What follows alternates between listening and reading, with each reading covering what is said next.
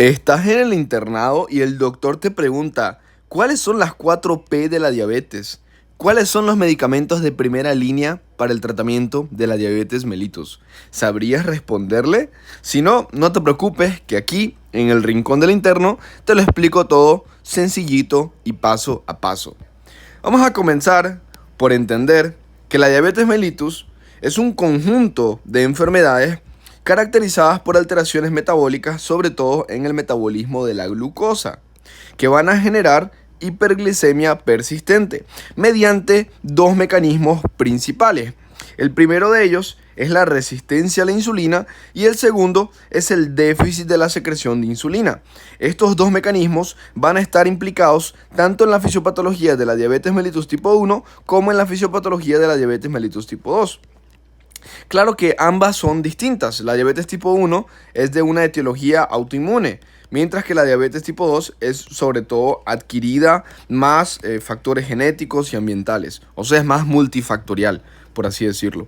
Pero en ambas diabetes, en la fisiopatología de la enfermedad, en la historia de la enfermedad, están implicados estos dos mecanismos fisiopatológicos, que son la resistencia a la insulina y el déficit de la secreción de insulina, que nos van a generar hiperglicemia persistente. Y ya vamos a ver cómo es que se desarrolla esta fisiopatología a grandes rasgos. Comenzamos entonces por entender la fisiopatología de la diabetes mellitus. Y aquí vamos a entender el onceno atroz, o los 11 egregios, que así se le llaman a los 11 mecanismos fisiopatológicos que hacen que el paciente tenga diabetes mellitus. Y vamos a comenzar por el inicio, por el principio. El paciente es obeso, sobre todo tiene una gran cantidad de obesidad visceral y tiene la predisposición genética, o sea, su papá también fue diabético. Por ejemplo, esa predisposición genética es muy importante. Entonces, mi paciente tiene obesidad visceral y predisposición genética. La obesidad visceral es mucho peor que la obesidad del tejido celular subcutáneo. ¿Por qué? Porque la obesidad visceral es mucho más metabólicamente activa que la obesidad del tejido celular subcutáneo. O sea, básicamente tiene mayor actividad metabólica y por lo tanto libera más ácidos grasos en sangre que la obesidad subcutánea. Por lo tanto, vamos a tener una mayor liberación de ácidos grasos libres en sangre. Y estos ácidos grasos libres me van a colaborar a aumentar la cantidad de factores proinflamatorios en sangre, sobre todo de factor de necrosis tumoral alfa y de interleuquina 6. Y estos dos factores proinflamatorios van a provocar una inflamación crónica de bajo grado. Entonces hemos comenzado con lo primero. El paciente tiene obesidad, predisposición genética, eso genera un aumento de ácidos grasos libres, que me genera un aumento de factores proinflamatorios y me perdura una inflamación crónica de bajo grado, que es de hecho el primer mecanismo fisiopatológico de los 11 egregios que veremos enseguida. Otro mecanismo que también me perdura esos factores proinflamatorios es la propia alteración de la microbiota intestinal. En el paciente diabético va a haber una alteración de esa microbiota, un fenómeno llamado disbiosis, que es básicamente que las bacterias malas van a sobrevivir y las bacterias buenas van a morir. Entonces las bacterias malas van a proliferar en mayor cantidad. ¿Y cuáles son esas bacterias malas? Pues bacterias gram negativas, que tienen en su membrana lipopolisacárido. ¿Qué sucede? Que vamos a tener entonces esa disbiosis a nivel gastrointestinal y además vamos a tener un aumento de la permeabilidad intestinal. Eso significa que estos son dos enterocitos. Normalmente entre ambos enterocitos deberían haber uniones fuertes que impiden el paso de las bacterias, que son las tight junctions. Las tight junctions, uniones cercanas. Pero estas uniones se van a ver afectadas en el paciente con diabetes mellitus, permitiendo que las bacterias puedan pasar desde la luz intestinal hasta la sangre. Y entonces vamos a tener una mayor cantidad de lipopolisacárido en sangre.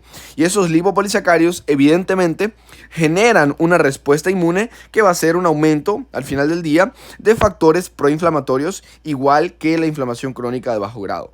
Entonces, el segundo mecanismo fisiopatológico es la alteración de la microbiota intestinal, que perdura el mecanismo de inflamación crónica. Hace que tengamos más y más inflamación. ¿Cuál es el detalle? Tanto estos ácidos grasos libres en sangre como la propia inflamación crónica van a fomentar, van a actuar aumentando la resistencia a la insulina. Básicamente van a dañar el receptor de insulina, provocando que éste sea más resistente a la insulina, ¿ok? Sobre todo los ácidos grasos libres. Ese es el principal mecanismo que explica la resistencia a la insulina, son los ácidos grasos libres en el paciente obeso. Pero también la inflamación crónica de bajo grado hace su papel aumentando esa resistencia a la insulina. Y una vez tenemos resistencia a la insulina, vamos a tener básicamente todo lo contrario a las funciones de la insulina. La insulina me estimula los canales GLUT4 que están en músculo y tejido adiposo, pero como hay resistencia a la insulina, entonces estos canales se van a ver inhibidos y el músculo y el tejido adiposo no va a poder captar glucosa, ya que no va a haber esa funcionalidad de la insulina. Entonces no van a captar glucosa y esa glucosa se va a quedar en la sangre, generando hiperglucemia. La insulina normalmente inhibe el proceso llamado gluconeogénesis y también inhibe la glucogenólisis. La gluconeogénesis es el proceso mediante el cual se forma nueva glucosa desde cero en el hígado a partir de sustratos no glúceos como lactato, ácidos grasos y aminoácidos. Y la glucogenólisis es el proceso mediante el cual se rompen los depósitos de glucógeno para liberar más glucosa. O sea, en resumen, la gluconeogénesis me genera nueva glucosa desde el hígado y la glucogenólisis rompe los depósitos de glucógeno y libera más glucosa desde el hígado. En resumen, ambos mecanismos me favorecen una hiperglucemia. Y finalmente, la insulina debería de promover la lipogénesis e inhibir la lipólisis. Pero como hay resistencia a la insulina, entonces vamos a tener una mayor estimulación de la lipólisis.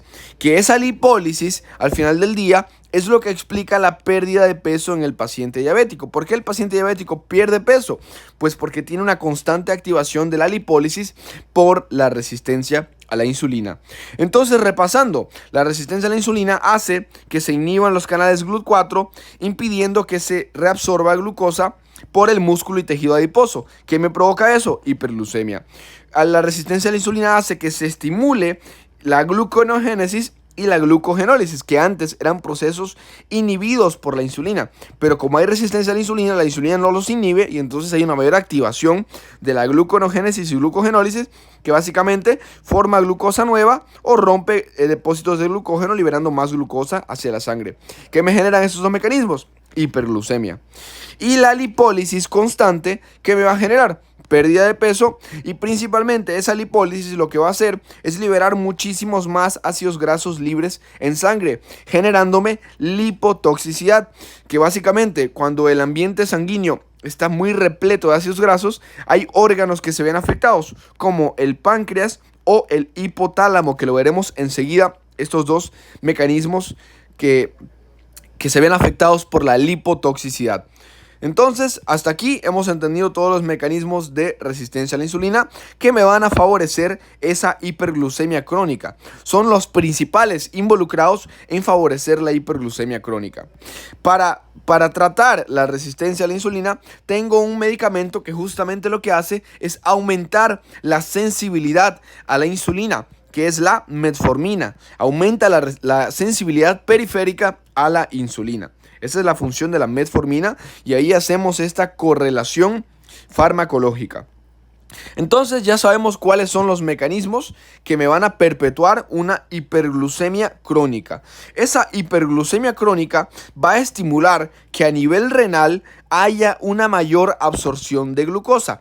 ¿Por qué sucede esto? Porque sucede que cuando hay una hiperglucemia muy potente, esta estimula al riñón para que aumente la expresión de los canales SGLT2.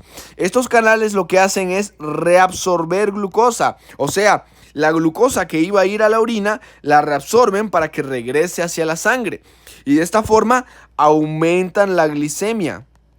Eso va a suceder en el paciente diabético. Va a tener una mayor expresión de SGLT2, se va a reabsorber más glucosa y por lo tanto va a tener un aumento de su glicemia. Este es otro mecanismo que explica la hiperglucemia.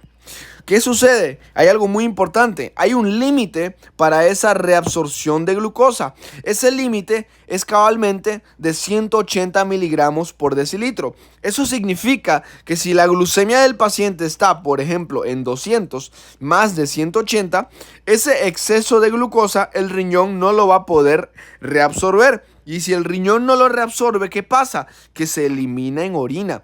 Y si se elimina en orina, me va a provocar un fenómeno llamado glucosuria, que es la eliminación de glucosa por la orina. Y esa glucosuria me va a provocar una diuresis osmótica, que la diuresis osmótica es cuando eliminamos glucosa por la orina, y como la glucosa es un agente osmótico, va a atraer agua. Y entonces se lleva agua consigo. Y no solo vamos a estar eliminando glucosa, sino que vamos a perder muchísima agua junto con esa glucosa. Esa es la diuresis osmótica. Y eso, justamente cuando la glucemia está por encima de 180, es que comenzamos a ver los primeros síntomas clásicos de la diabetes. Acá tenemos las dos de las 4P, las primeras dos. ¿Ok? Que van a ser la poliuria, que es la orina de más de 3 litros al día, y la polidipsia, que es la sed. ¿Por qué se va a generar poliuria? Porque estamos perdiendo glucosa en orina y la glucosa se lleva el agua, se arrastra el agua consigo, lo que hace que yo pierda mucha agua por la orina. Básicamente aumenta la cantidad de orina hasta más de 3 litros al día. Y como estoy perdiendo agua, me estoy deshidratando y entonces voy a tener un mayor estímulo de la sed, que esa es la polidipsia, el aumento de la sed.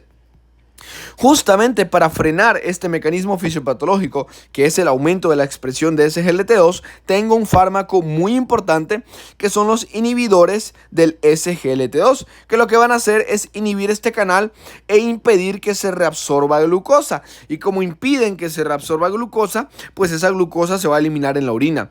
Por eso se conoce este fármaco que es como casi que un diurético, tiene un efecto diurético que va a ser beneficioso, ya que va a disminuir la glucosa en sangre. Esos son los ICGLT2. Y ese sería el sexto mecanismo fisiopatológico, el aumento de la absorción renal de glucosa.